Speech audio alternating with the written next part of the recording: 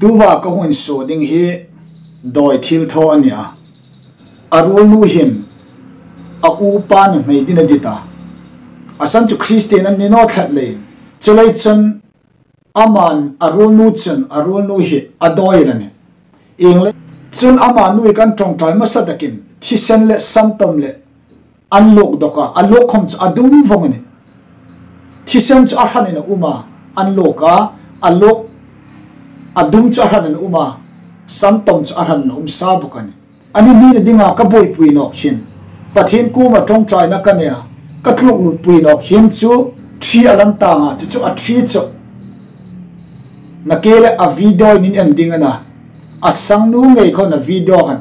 a hil ding ana tlangwal pahatin aba peka zana chu tlangwal pa ch are kani tir ko thilthaw bung som pako chang som pani hai da mai ena FSC kho tir ko Poland rong bol lai khom kan natna hai da min anwapana an natna kha abo hlakani cha khor hi asunga khori hai da min anwapan phat an sunga den khori hai da man suk dok lak ti thu ai mua ang som pako khomin a hila i ai Bible a hil dan tak chon doi manga then tam tak khomin an le khabu hai anung choi khoma mi po min mo an ro a chun aman an su ta tangka singan in an hriat ti anisa chechelai chun i FSC ko khoman doi hai an lo ro a doi hai dam an lo su dan ti chok ai Bible in mu inu mani pola kuma fe hai kom sung khori umai kom an sok rok rok ani lai chun mi ro ka chokoi khil nom chu ring tu in dik tak chu setan a top theina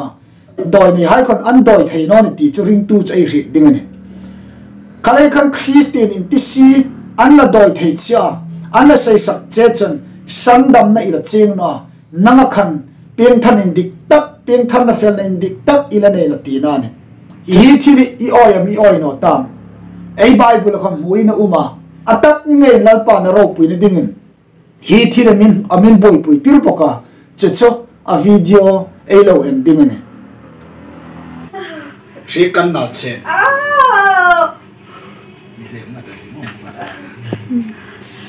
shi kan na che cham thei ta lo din shi kan na che tuwan thok chu Isu thisen thilthaw thei nan ane ta che I doi po kan sûtna nazar ti sum ning I doi kan that nazar ti sumin kan that che lali sumin I doi thi kan that an nang kharau sol chang ta thak lo ding kan that pek che I doi thilthaw nei ta lo din kan that pek che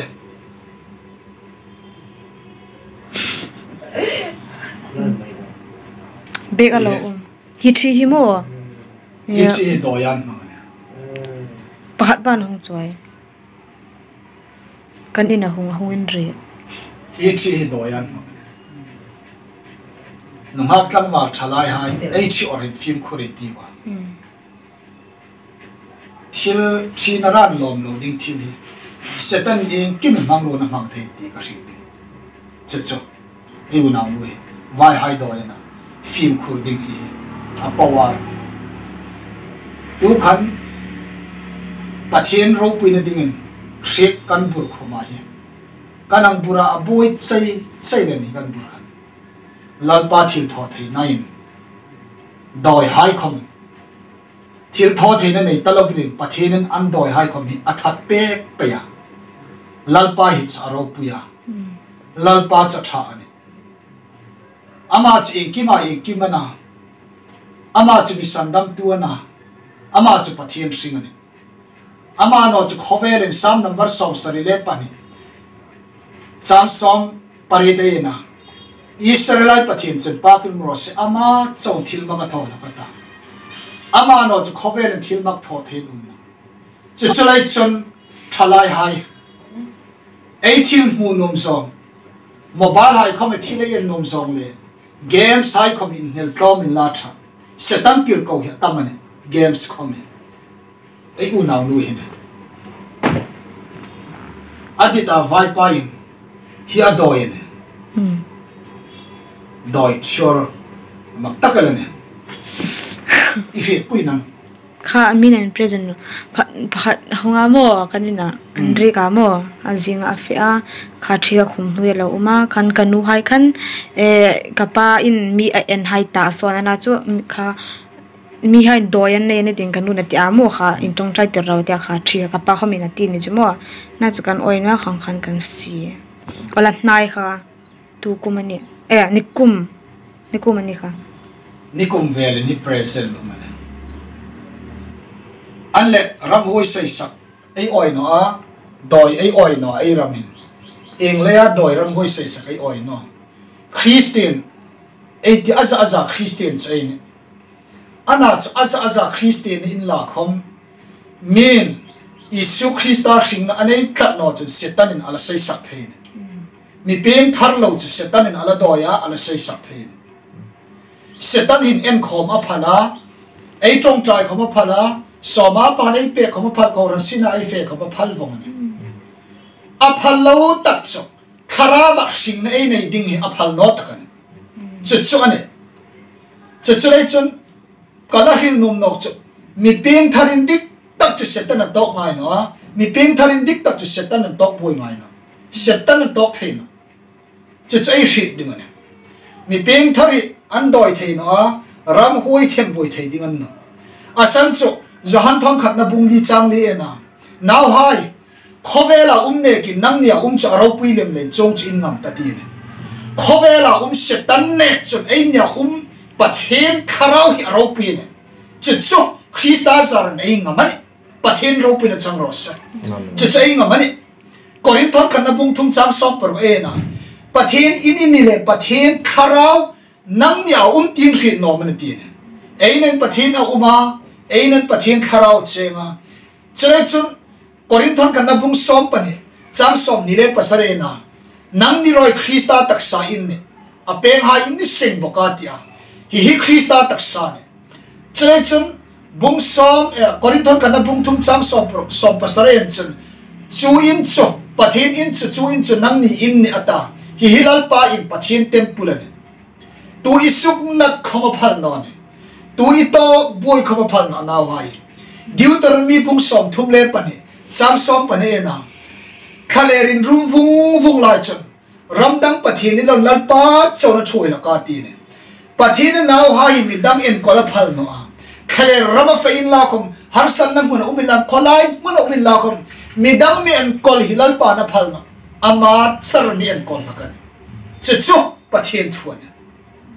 wai sun hen pathin now in dik tak sing na tharau nei tu chu rom je ke na pathin tharau thuya mai po chu pathin now hoi na ti na chai chu mi ping thar chu pathin tharau na thui ding na pathin thilthaw the na aveng ding na amiro ka chu sil kala nei no mane hi tharau ro khi chu setali chok tok poi thein no ne kolosa bung thum chang thume na in thita in sing na chu pathena Krista chun thupin na tina ei ring nai pathena thupin uman tu ito boy thelo dinga lalpa na sin miro ka chu van ei la fe no le hin noi tong sipura la le ngai na hi tak sa hi van tak saro puinan danga noi tak saro puinan danga hi tak sa hi pila la kir dinga na hi kharau ro khi chu chung tinga fe dinga na chale chun hin noi tak sa hi khobelum sungan nat na hai la khita abe la domane setan zop chu achok boya atok boy ding lai khom khan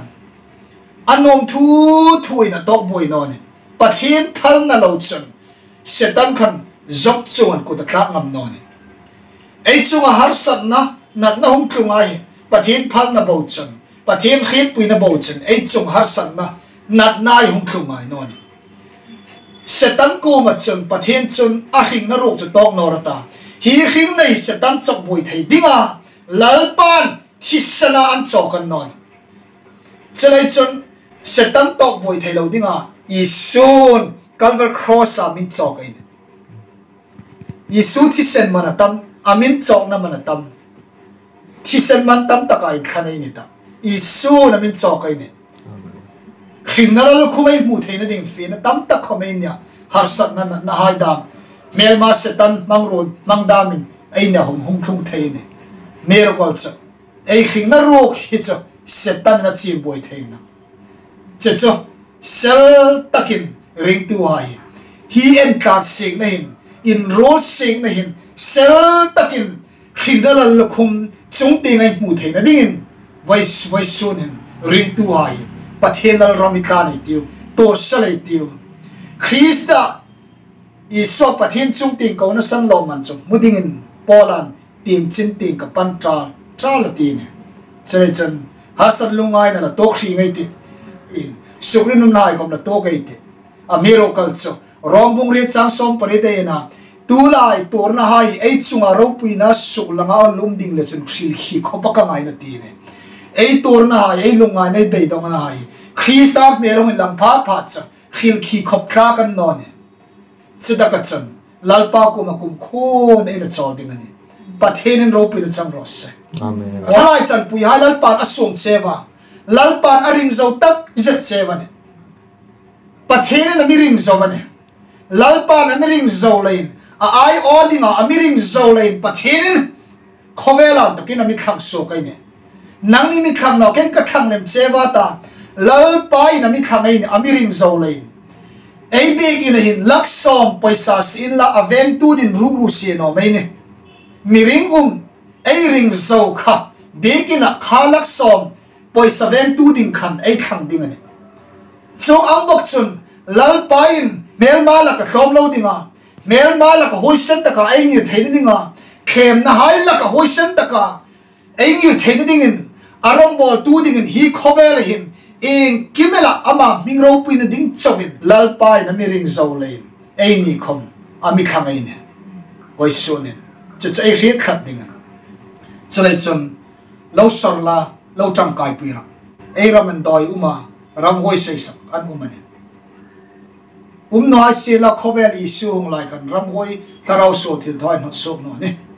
ir ko polan ronga bol lai kan doi hai da man sûtna sadakin doi an sut thuai mu ne thilthaw thilthaw ai bung som prok chang som pasar som pre de na nu ha apu ha nan fak zong na ai san nu kha thilthaw por khan ha nu suon kho hian not to kan nang khorin thing no asunga tu sok na thu ka pek chen ti selection ai san tam tak khorin thing no ni hem sunga sin thoi an la jin ane tu lai khomin chichu fsc bung ni chang ni en la tu ta oi no now hai lung rila ati cha ring no tu hai lung rila sin tho jing lak tu tharawa ti cha chichu mi pen thar lo rim chun oi no now hai ring no toi lung ril setan tharawin setan tharaw sin na tho jing ane ti cha cheng ane Christian na song in ti ring tu na song in ti hai ring tu ani chung no Christian ni chung no min Isu Christa hi ala nei no a sing na in dik tak ala nei no ala pem than no chan Christian ani theina ring tu ani theino ne chalai chon ila pem thar fel no ani chon ring no tu ila ni jing ne Christian uniform in bella che kam I pem thar no chan pathian nga ya ring no tu in jing tho ne chalai chon ring tu in dik tak sing na in ai theina dingin nang le nang lo fear nang le nang lo check ro Korinthon ni na bung so pathum changa e na ring na inumam nang ni in sin lak ro watina ring na inumam I ring na indikam nang le nang khalot fe non lak ro choding chen pathen mal som sen che pan mal mi som pe ro se kalome ne lo ni ta ding le ne lo du ta ding che mal kan som che mal som tu pathen chen mal som sen la che amen nuk chang na lo nei ro Karau thilthaw theina chun mal somin umro amen hallelujah no ne nei lo ne kari oh boy no ne nei ding pathen mal som che ni oh ne nei lo ne kari oh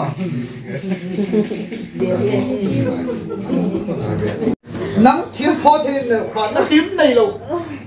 lalpa chun ami hai chu ave lalpa chun ami hai chu thoya khan na him nei noi ko ma han na pek la kan Amen. Cecukan pathen ni, lalpa Jehovah cumi chang pui tu ni. Amen. Lalpa Jehovah cumi sang sok tu, lium pui tu ni. Lang cukan hum nai na, lang cukan hum pui nai ni. Hallelujah. Hallelujah. Lang cukan hum pui nai ni, lang cukan hum nai ni. nang chu kan pathin ina nang chu kan inkima kan inkimine voice sonin imatu khoman ni theina imatu khoman theina nang chu pathim ratini lalpa Emmanuel pathin kan ko manang iguma amen lom thu kan ri che ni amen